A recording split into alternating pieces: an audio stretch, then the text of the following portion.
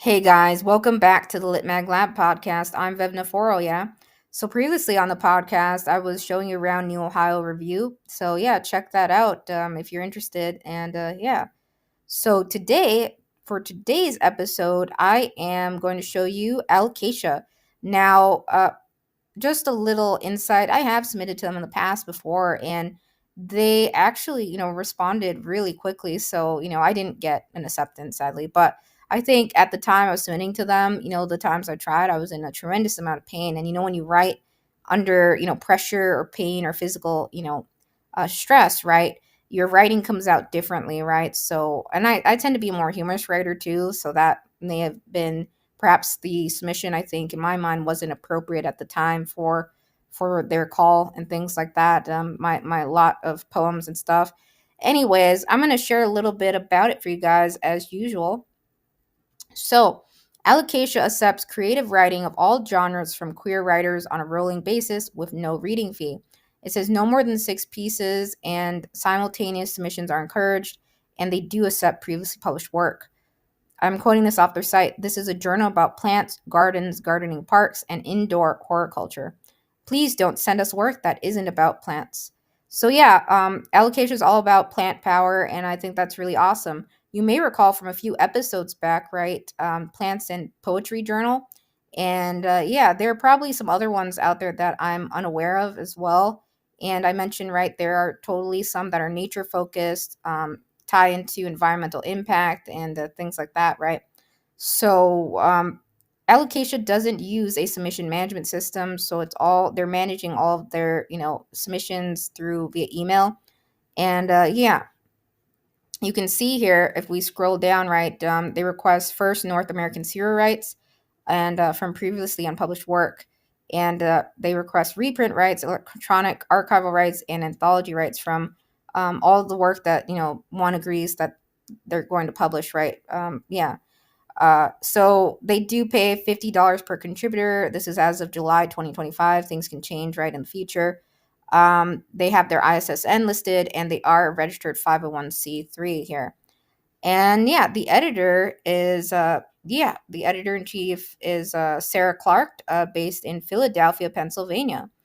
So that's really cool. I love the plant focus again, and it says Sarah's favorite plant is a Cibodium barometz. I didn't know what that looked like, so I looked it up. I don't know how many guys are curious, but this is what that is. It's like a woolly fern at the bottom, and it's sort of pretty cool. I don't know what you guys' favorite plant is. Totally comment below. Where you may be listening or watching video, but what your favorite plant is in existence. For me, I'll share, guys, a little bit before I navigate a little bit more on the site. This is also an audio diary series for me, my experience in Litmag world and sharing some memories. Sometimes when we come across lit magazine journals, right, some of the subject matter, themes, or focuses just make us think about things in our life, right, moments we had in the past. So I would say I don't necessarily have a green thumb, or I'm not like a gardener. More so, I would say my folks, my parents are totally plant people. They absolutely love plants and gardening.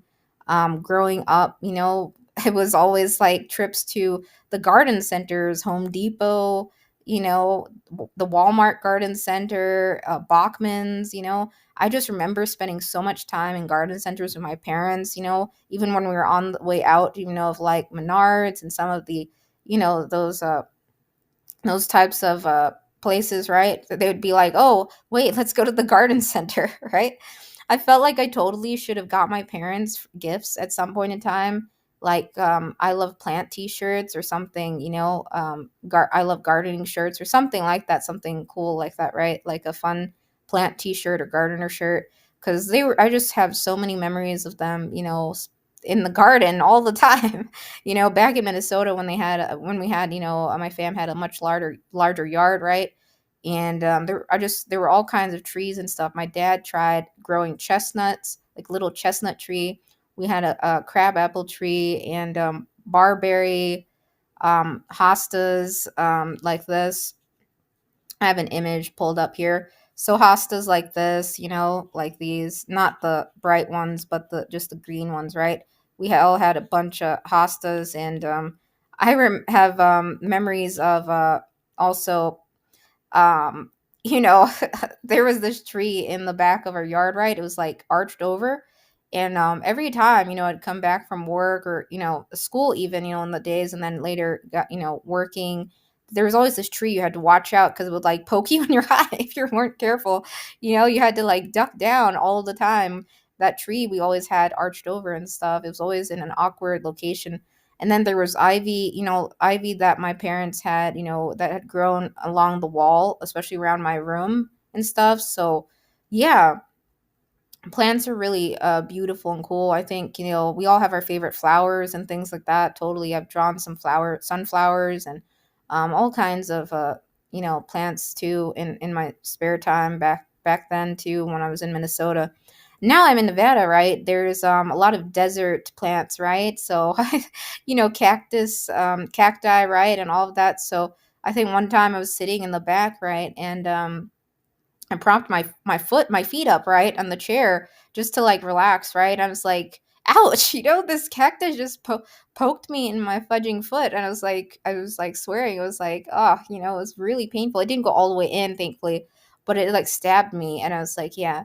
So, the desert climate is very harsh, right? So my parents have totally tried growing things here, like a lemon tree. And, they've tried various things like that, and they were successful. They were successful there. And yeah, and most recently, a Japanese bonsai tree, and those are need a lot of TLC, totally, right? The desert environment, and like it's really hard to keep those going. So yeah, the whole world of plants is very fascinating. All of the scientific names as well. I think it's just really cool. Plant scientists and all of that stuff. So I've got to take some time, to try again and write some plant focused poetry. Totally. I think when you come across lit magazine journals like this, sometimes let's say you're in a writer's block or in a writer's rut, right? You're like, I don't know what to write today. I'm really struggling. And you're like, you come across a call or a theme of a lit magazine journal, like, I'm going to try writing plant poetry today. I'm going to try and challenge myself, It helps like get your gears turning and write and stuff like that. So again, they're not open right now. It doesn't look like. I went off to their chill subs page, and I think it froze a little bit here, so I'll refresh it for you guys. So yeah, this is allocation on chill subs, and you can see they've been bookmarked quite a bit. And yeah, that tends to happen right when lit magazine journals are able to pay writers for their work. Totally, we all feel good when we are able to get paid for the work we do, and whether it be writing or art, related. So, yeah, you can see they do nominate for awards. This isn't all. This isn't the only one. Some of the badges are missing here. I've noticed on Chill Subs. Maybe they'll address that. Even with our own, Dippy Lit Mag, they show up here. Like if you scroll down under publication section and see how it says, if you hover over nominates for prizes, right?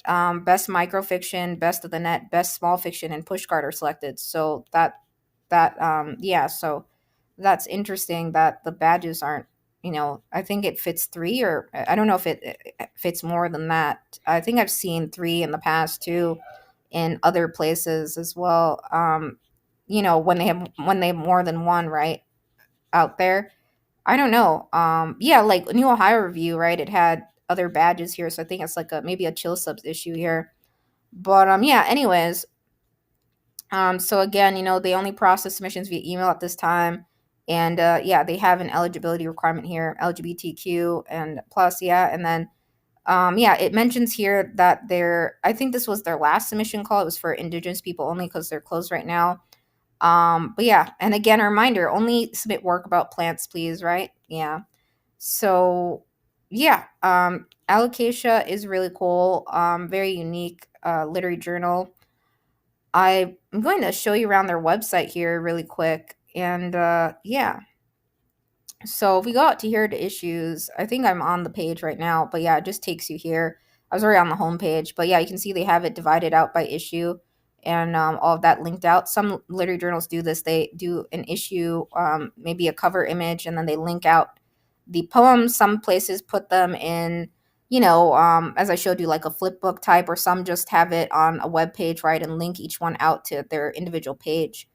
So that's really nice and organized. They even have a search here, for searching. Yeah, so that's great. What else do we have here? So this is new. It looks like Alocasia started micro grants for career writers. So this one's closing soon. It is, what's the date today? July 26th, guys. July 26th, yeah.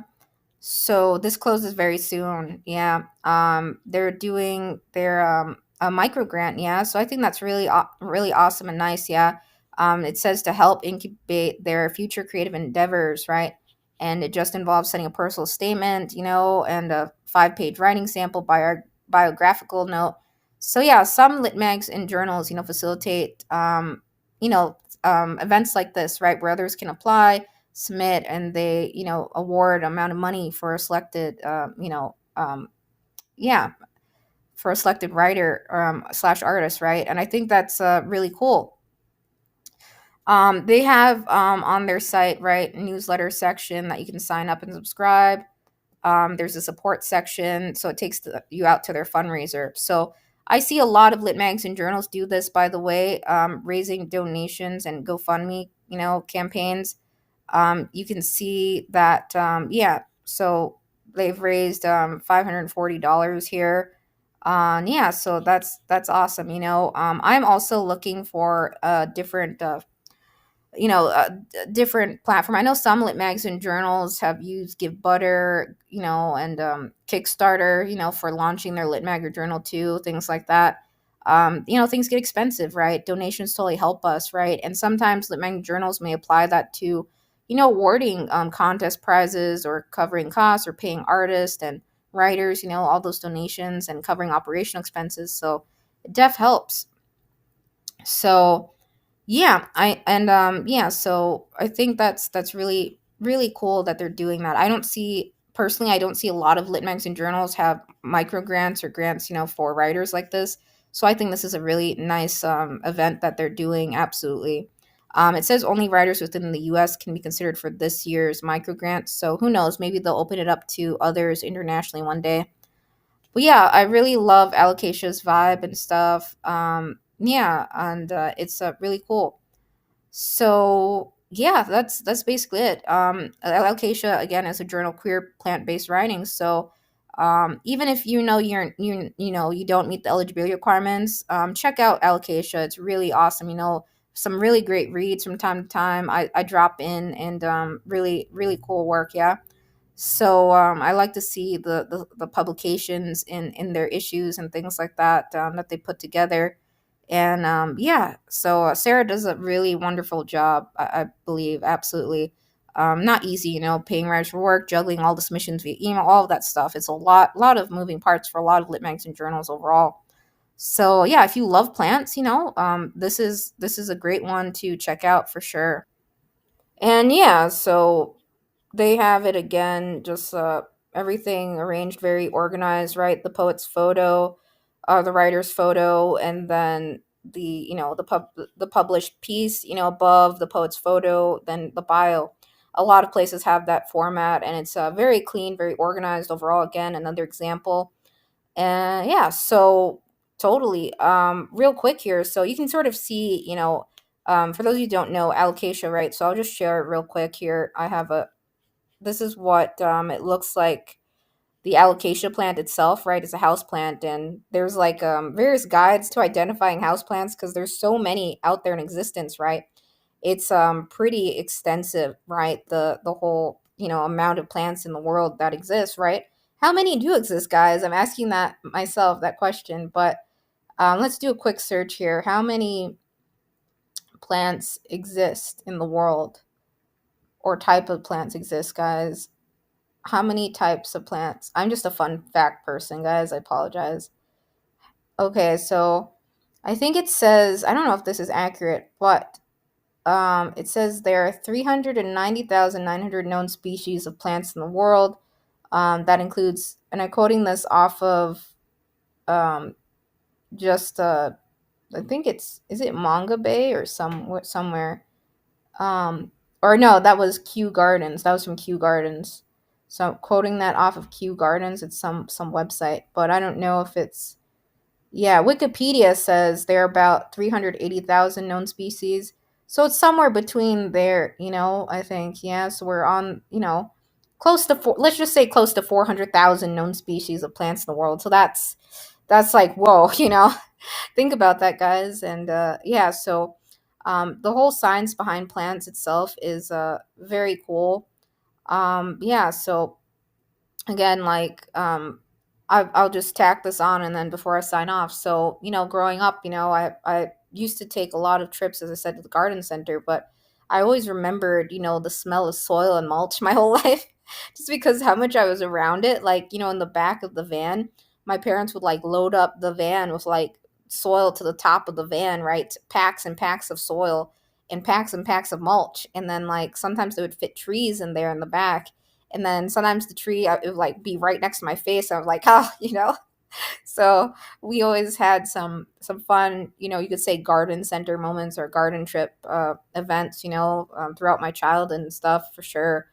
Yeah, those were always interesting for sure. And yeah, so I know a lot of people struggle with personally, house plants because they're, you forget to water them. You're like, oh, I don't know. I used to ask people, do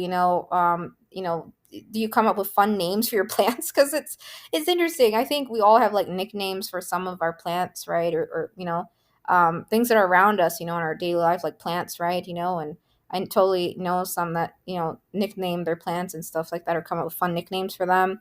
And it's like, Fred, oh no, you didn't make it. I'm just, let's hypothetically say the plant's name is Fred, right? Like, Fred, you didn't make it. Oh my God. It's like, oh my God, OMG. I don't know why Fred came to mind first. Maybe I was thinking about iCarly again. I don't know why. I was rewatching, I guess, some episodes of their last season or something, but and then I was thinking back of their old episodes and stuff. I mentioned that on the podcast sometimes, but I don't watch a lot of TV shows like that. I think iCarly was the only one in that type of format that I ever really watched, by the way.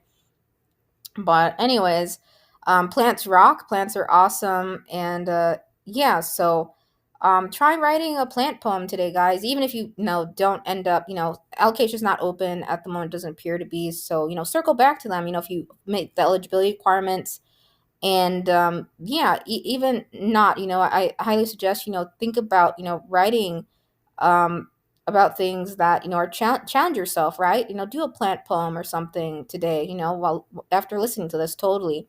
And you don't necessarily have to submit it to a lit mag or journal, but it's something to get your wheels turning, right? P.S. guys, so something I just want to point out real quick. You saw on Chill Subs it said closed. However, that's not necessarily true, right? They have that micro grant for queer writers call open, right? And yeah, in any case, you can see, it says that this publication is active on social media. So what you can do, I like to, cross reference, whether a place is open or not too elsewhere. If I don't see a specific deadline, like here, for example, if we go scroll down, where was I? Oh, sorry. I just like went past it. So you see the current submission call, right, for Indigenous people only, right? Um, yeah. So it doesn't really have a deadline in here. I'm not seeing, the exact date or, anything indicated of that. So what I do is go out to their social media account, so, yeah, and you may not have an Instagram account. I'm not signed into any accounts right now, but let's say you go out to Blue Sky or another social media channel, whichever one you find that a Lit Mega Journal has, right? Chill Subs, typically sometimes they have links to their social media, on the right hand corner here, on the right hand side, you see, under the founded date too. So that is always helpful. And yeah, you can see. So that call, it looks like it was May 31st, 2025 was the deadline for that I'm so sorry, indigenous issue call. So yeah, And then the micro grant for career writers, that's open until the 31st of July, so that's going to close just in a couple of days here, it looks like. And sometimes, who knows, I know sometimes calls are extended for certain things, but usually, for things like that, they're pretty solid, I think. So yeah, so you can see, yeah, the calls for new work there, and then the issues. So it helps to have a, you don't have to have a social media account, but it helps to peek into their social media to see. Now, Duotrope, right? That's another place where you can find. I didn't do an episode yet, just focusing solely on Duotrope, but I've mentioned it on the podcast in the audio portion of the series. So you see, it says fiction open, nonfiction open, and poetry open. Now, this is usually, pretty up to date. Thing is, yeah, I think this is not, so this would be inaccuracy. We're seeing two, one saying closed and another saying open, so that's why I always check social media too. So from what I'm seeing, it's possible that just the micro grant for writers is open, and then I'm not sure about the next open call window. But typically if a place is, closed, right, in the send work section submission area, they'll be like, we are closed or something. They'll outright say it, But it looks like, I checked other social media channels and things like that. And yeah, there's activity there just yesterday. So like on Twitter and X and things like that. So about the micro grants. So yeah, so it's possible, they're open, rolling basis could entail, right, open all year round, um but they have certain call windows, and dates still, and different themes, right? Like the overall, right, theme of Alocasia is, right, plant focused writing, gardening, horticulture, as I stated before. But then they have certain things, right, that happens, like micro grant for career writers, that, and then that indigenous writers calls, only one that they had, right, at that, you know so yeah, always helps to check social media, and to see whether there are any deadlines specified too, and yeah, to see what's going on. So yeah, most places have more than one social media account, so yeah, um, just keep that in mind, so typically you can, see links to that on their website too. But yeah, this was just, I just wanted to point this out because it could be confusing to other writers, right? Where it says, open on Duotrope and then closed on Chill Subs. So it's really up to, it's hard to keep on top of that. Sometimes I've forgotten to, update, my own Chill Subs listings, right, for our calls, and then I get to it to a later point or for other things. I think it would be nice if Chill Subs had maybe a section for, you know, um, I guess it could be here, a call for grants or other things, like in other, there are contests, right, and things like that. So maybe some section for that, like awarding grants to writers or micro grants. I guess it could qualify as a contest too. Um, you know, so yeah. Anyways, yeah, so just want to point out that again. But yeah, that micro grant again sounds really cool though. You have to send a 5-page writing sample of nature writing, and yeah, before July 31st. So that'll probably close by the time, others listen to this episode. But if you're eligible, But anyways, if it ends up, closing and you're interested in, you know, submitting in the future to Alocasia and you meet the eligibility requirements to their calls, right? You can, of course, circle back and bookmark it and, see if they still are continuing micro grants for career writers. And yeah, they seem to be open, on a rolling basis throughout the year. I just wanted to point that out.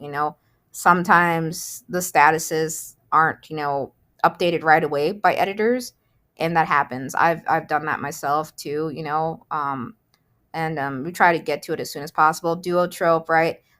Their team helps, check in on, calls and things like that. Like they do regular maintenance of any guideline changes that lit magazine journals have and stuff like that. So that's really great. Yeah, so it's hard for us to, maintain a bunch of accounts, but I really like that Duotrope does that. They ensure that everything is up to date as much as possible. So yeah. And yeah, so I just wanted to point that out because yeah, that happens from time to time. So usually I also, check social media for any past deadlines too, aside from, things like events like the micro grants and stuff like that. So yeah, so check it out, yeah, and see what's going on at Alocasia. Read some of the past issues, and it's really cool work. Yeah, I love plant-based writing myself, so it's always really cool to see again the different themes and focuses of various lit magazine journals, and um, yeah, so I think Alocasia is very unique again for that focus, and there are a couple other ones out there that are plant powered, right? So, but yeah, I feel like Alocasia does a really good job, and it's great that they're able to, pay writers for their work too. So, yeah, it's always best to ask, if you have any questions though about a call or, windows and things like that. If you're unsure, um, I guess I'm on low battery right now, so I'm gonna sign off.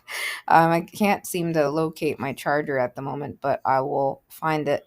And yeah, so take care, guys. Yeah. Be sure to check out Alocasia again. Yeah. Have a wonderful rest of your day or night, whenever you're listening to this. Yeah.